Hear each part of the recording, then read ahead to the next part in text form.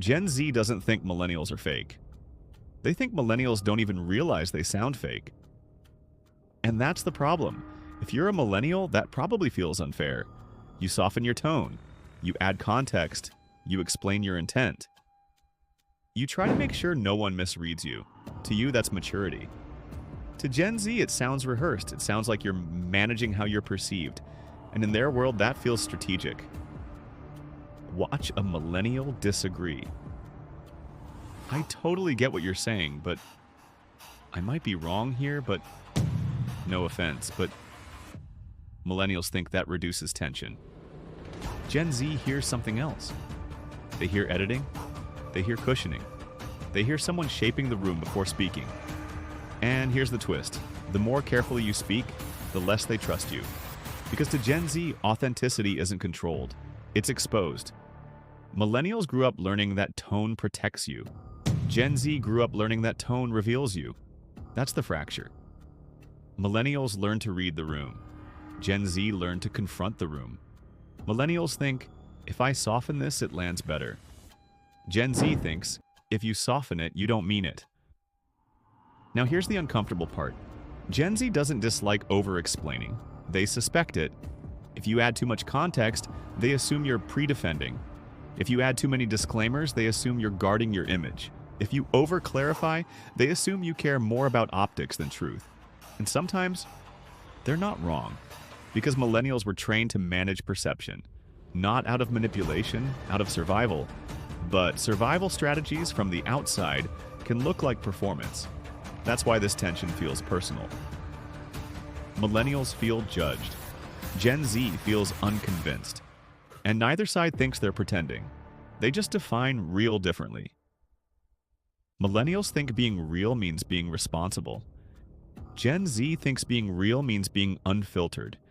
And when those collide, it doesn't sound like disagreement. It sounds like dishonesty. Pause for a second. If you're a millennial watching this, you probably feel accused. If you're Gen Z, you probably feel understood.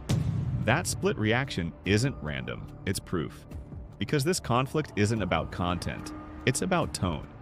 And in the next part, we're going to break down why Gen Z equates tone control with image control, and why that shift changes how they judge trust. This isn't really about honesty, it's about threat detection. Millennials and Gen Z were trained to detect different dangers. Millennials were trained to detect social rejection. Gen Z was trained to detect social manipulation. That difference changes everything. Millennials grew up in environments where reputation spread slower. You could recover from mistakes, but embarrassment lasted. Group opinion mattered. Authority structures were stronger. So you learned something important. Control the tone. Reduce friction. Avoid unnecessary exposure. Tone became a stabilizer. You learned that how you say something determines whether you survive socially. Gen Z grew up differently. They grew up in permanent visibility. Everything is recorded. Everything is replayable. Everything is screenshotable. In that world, tone doesn't protect you. Clarity does. Ambiguity feels dangerous, because ambiguity can be weaponized later. So Gen Z adapted. They removed the cushion, they cut the preamble, they speak plainly. Not because they're reckless, because they don't trust layers. Here's the spike. To Gen Z, tone management looks like image management, and image management looks like dishonesty. That's the leap.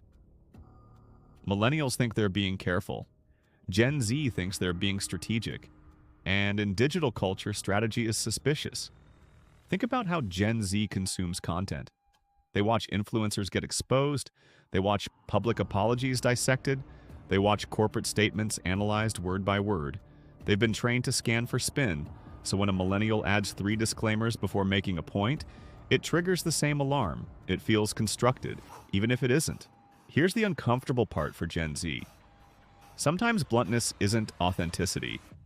Sometimes it's ego. Sometimes, I'm just being honest, is a way to avoid emotional responsibility. And that's the part millennials react to.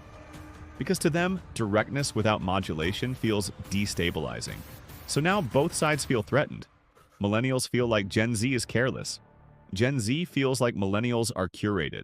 Neither side is lying, they're just calibrated to different risks. Millennials fear social rupture. Gen Z fears social manipulation. And those fears shape tone, not morality. Tone. So when Gen Z says, just say it, they mean stop managing how you look. And when millennials say there's a better way to say that, they mean let's not damage the room. Two survival systems colliding. In the final part, we're going to look at what happens when Gen Z enters leadership and whether this shift makes trust stronger or weaker long term. Because that's where this actually matters. This tension doesn't stay online. It shows up in real rooms, in meetings, in relationships, in leadership, because Gen Z is entering systems that millennials built. And that's where this gets unstable. Imagine a millennial manager giving feedback. Let's revisit how that was delivered. They think they're protecting cohesion. A Gen Z employee hears, "You care more about tone than truth." Now imagine it flipped. A Gen Z team member says, "That process doesn't make sense." They think they're improving the structure. A millennial hears, "You're challenging authority." Same words, different alarms. Now scale that up. Gen Z is about to become a larger percentage of leadership, which means directness will become more normal. Blunt feedback will feel less shocking. Calling things out publicly will feel less dramatic. And that will destabilize millennials, because what once felt aggressive will start to feel standard. But here's the twist. There's a cost to constant exposure. When everything is said bluntly, trust can erode. When nothing is cushioned, rooms fracture faster. If tone disappears completely, conflict escalates faster. Gen Z believes transparency builds trust. Millennials believe restraint builds trust. Both can be right. Both can be wrong. Because trust isn't built by exposure alone. And it isn't built by tone control alone. It's built by calibration. And right now, neither generation fully trusts the other to calibrate well. That's the real conflict. Millennials worry Gen Z destabilizes too quickly. Gen Z worries millennials protect image too quickly. Destabilize too quickly. Protect image too quickly. Which one is more dangerous? Here's the uncomfortable question. If you had to choose, would you rather work with someone who softens everything or someone who filters nothing?